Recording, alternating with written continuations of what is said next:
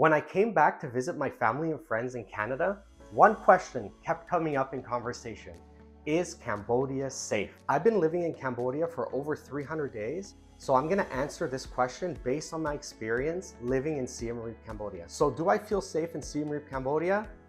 Yes, I do. I feel safe walking the streets of Siem Reap, Cambodia during the day and night. However, I do have a list of things in my mind that I do to limit my risks. I'm friendly, I'm calm, and very respectful, and I find I get the same treatment back that way. I'm alert when I'm going out, and I avoid drinking too much. If I do find myself in an uncomfortable situation, I just respectfully leave because I want to respect the Khmer people, their culture, their customs, and way of life. So I'm just patient and I just go with the flow. And this is what has given me so much peace while living in Siem Reap, Cambodia. Regarding property, I feel the same amount of safety like I was living in Canada. I have forgotten my sunglasses, my hats, my iPhone in restaurants, parks, street vendors, hotels, and I've always had them either returned to me, someone told me, hey, wait up.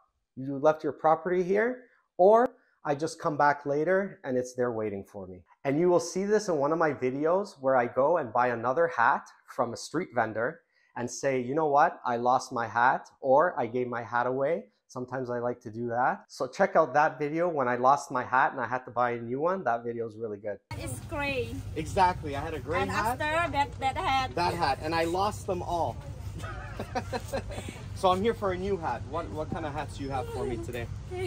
There was one time in particular on Pub Street where I left my sunglasses on the table and I was leaving and I was approached by the staff and they came behind me and said, "Sir, you left your sunglasses." I was very grateful for that. I personally have never been robbed, scammed, or threatened in Siem Reap, Cambodia, so I can't comment on that. Cambodia loves to welcome foreigners and give them a great experience. While living in Siem Reap, Cambodia, my local friends, my neighbors, and other people have shown me how beautiful Cambodia is in all aspects. I have been invited to weddings, countryside barbecues, events, gatherings, karaoke nights, and much more. The welcoming I received in Cambodia has been incredibly heartwarming.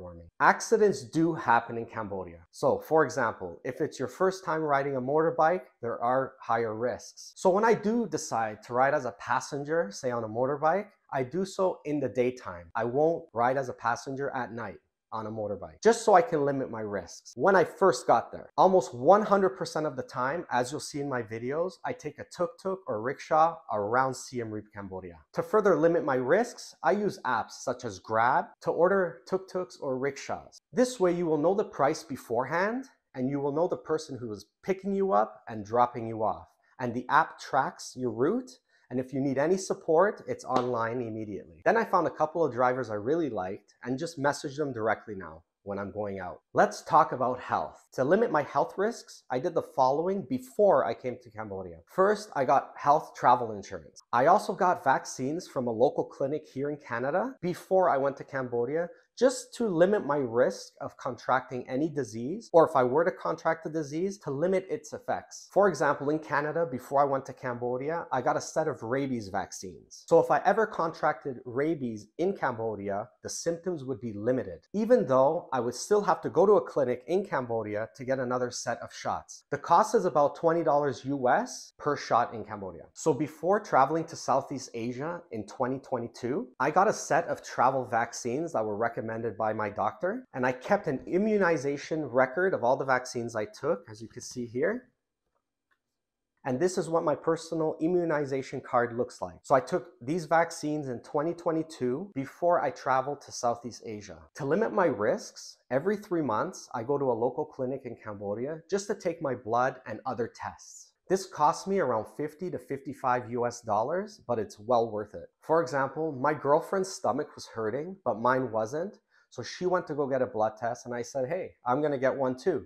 So when I got it, I was diagnosed with having some sort of stomach bacterial infection, and she had the same infection as well, but I didn't have any symptoms. Even though I didn't have any symptoms, it still tested positive.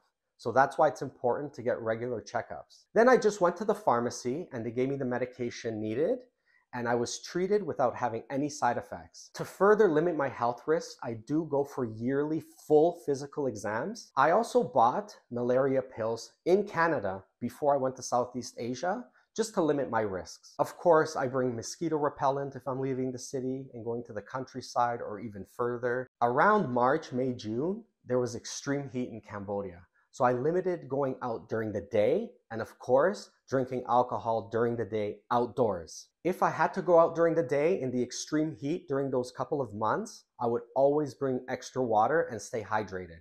It's very important because you never know when the symptoms will come, and they come fast. So having water is a great way to stay hydrated and to limit your risk of any dehydration or any other symptoms. Health-wise, I became healthier when I moved to Siem Reap, Cambodia. I also had more peace of mind and became happier. So to further limit my risks, I like to stay aware of my surroundings. So watch out for the streets and things. Don't trip over things. There might be a hole here, or there might be something on the road that you don't see, or on the sidewalk that you might not see. So just be aware of your surroundings just to limit that risk, especially at night, so you don't trip and fall. Also, don't get too close to animals that you don't know. So if you're walking, give them their space. And if you see any areas that look unsafe, just avoid them just to limit your risks further. So I just use my common sense. For example, if there's a pack of dogs that I don't know, I won't go over there and start petting them or anything like that. Healthcare in Cambodia has been good enough for me, but you have to determine this for yourself based on your healthcare history and needs. To further limit my risks, I made sure to find a local hospital nearby in case I contracted a disease such as malaria or dengue fever,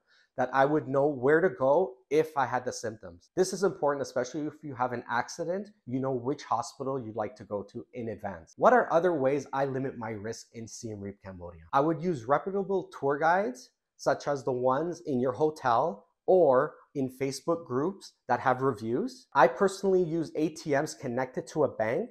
I found that I never had a problem. When crossing the street, I take extra care and am alert, especially at night. So just be aware. If there's a crosswalk, use the crosswalk. If there's not a crosswalk, just be careful and mindful of where things are and where the cars are. Use body language with the traffic if you have to, just to limit the risk. Let them know you're there. Or cross in groups. Ah, look how busy it is. Woo! Okay, we're gonna make a move here. Let's go. After a while, crossing the street in Cambodia has been second nature to me. I cross without an issue. Use what they call a bum bag, okay, to store your cash, cards, and other valuables, so that when you're going to a restaurant or if you're going out for the nightlife or anywhere like that, when you're pulling out money, say to pay for a tuk-tuk, your valuables don't fall out of your pocket, or you don't leave them somewhere, or your room key doesn't fall out of your pocket. I've had that happen. In the end, the best way to know if Cambodia is safe is to experience it for yourself. In my humble opinion, Cambodia is a safe place to travel and to live. Being at the wrong place at the wrong time happens anywhere in the world. But being proactive and limiting your risks is a good idea in my opinion. Stay alert, be safe, and enjoy the kingdom of wonder that I'm proud to call my new home.